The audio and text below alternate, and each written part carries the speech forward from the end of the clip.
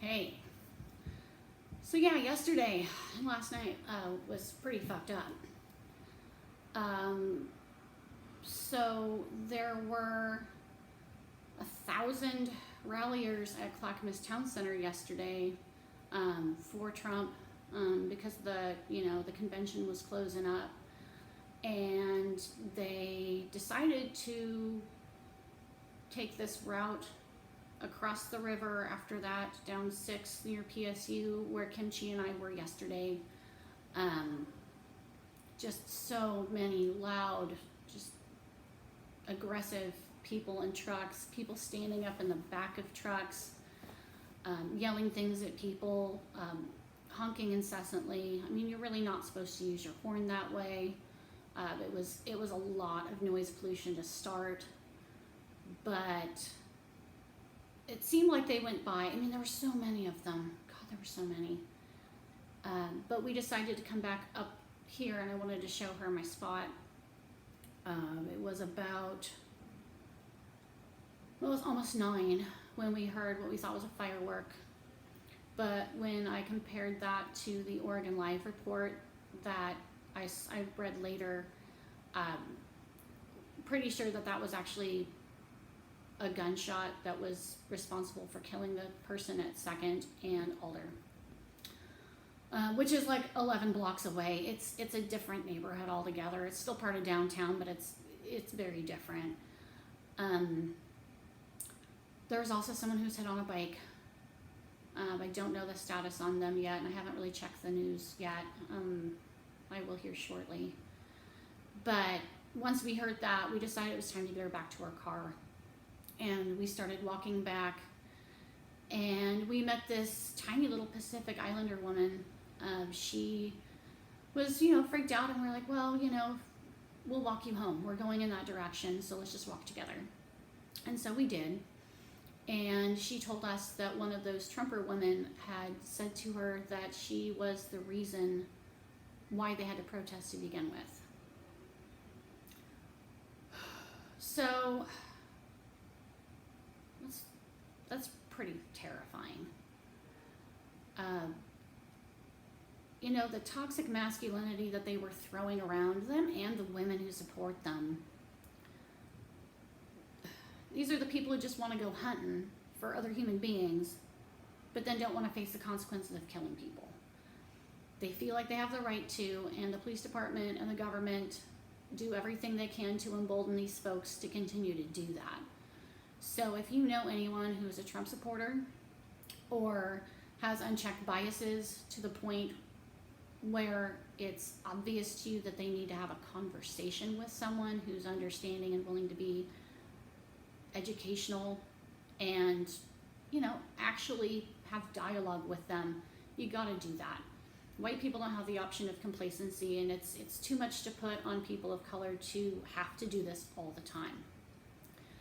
You got to learn how to find your own talking points.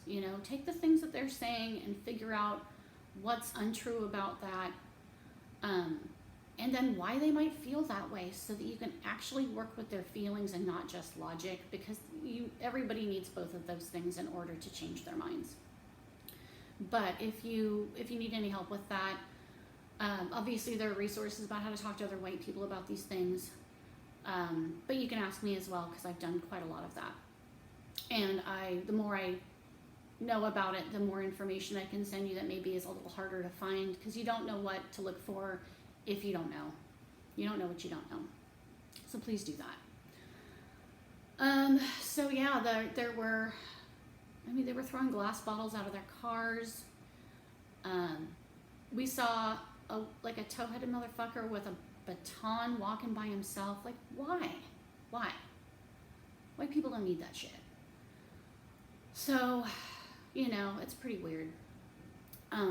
But not only was it just noise pollution and a little jarring for the neighborhood where people actually live. People live downtown, okay?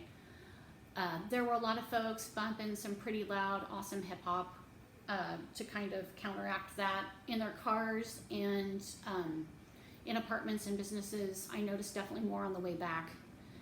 and that was nice. I don't think anybody downtown actually really wanted them here. But yeah, pretty weird. I have contingency plans to be on either side of the river, and at more than, actually at this point, 2 places should I need to.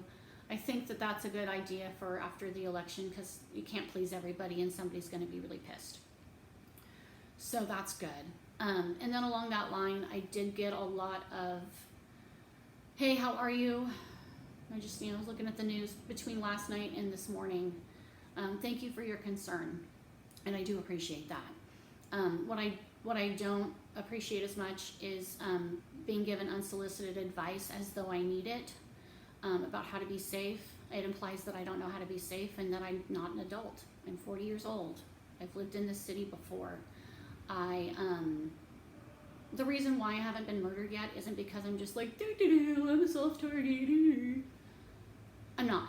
And I know it's hard for people to understand because I'm a small person, but that really doesn't factor in. And it's insulting and paternalistic to be given information that either I already have or refuse to use. Like, I'm not going to get a weapon. I don't need one. I don't need to be told when to be in for the night. I don't need to be told what to do with my windows and my blinds. Like, I appreciate that you're concerned, but you telling me makes you feel better, not me. So let's not do that in the future, because actually that's hurtful. I've been able to hang out with folks a little bit. Pat Wilson, my oldest friend up here of 27 years, actually, fucking crazy, came up the other night. We hung out, we drank a little whiskey, got well caught up. It was really, really nice. Obviously I hung out with Kimchi yesterday, last night. That was wonderful. It was just really, really civilizing to be around somebody, well, to be around people who get me. It's nice. I mean, these are my besties. I was gonna hang out with Jose today, but I think after knowing that there are 1,000 people who are unmasked around each other, who are dispersing themselves throughout Oregon and Washington and, throughout the metro area, who may be sick and don't know it yet, doesn't really make me want to go anywhere. But we'll see how it goes. I did want to hang out with Pammy Joy tomorrow, and I think we might still get tea. Maybe I'll just have her over here. But yeah, that kind of irresponsibility affects how everybody else goes about their daily lives. So I'd really prefer that people not do that anymore, but they're really just doing it. They're rebelling for the sake of rebelling, and really, once you get to be an adult, you've been an adult for a while, why, really rebelling? It's kind of for kids. But the stakes are higher, for sure. But yeah, I have a pretty good social life here. I'm pretty happy. I get a lot of time to myself. Once I get the interwebs thing figured out, I think on Tuesday, it'll be easier for me to get my school stuff done. But yeah, I haven't really been cooking. One thing at a time. I'm not being driven mad by clutter anymore. It's okay. I think I've come up with some solutions that I'll be able to be happy here for a long time. I just kind of have to, one thing at a time. That said, no, things are good. I'm gonna get my punk ass started for the day, make myself some food. But I wanted to let you know that I'm still alive, not traumatized, not dead. Little old me gets along just fine, and I hope that you are too. Reach out to me if you want to. Otherwise, yeah, I'll talk to you all next week. No rest for the wicked, am I right? Okay. All right, I love you guys. Be safe.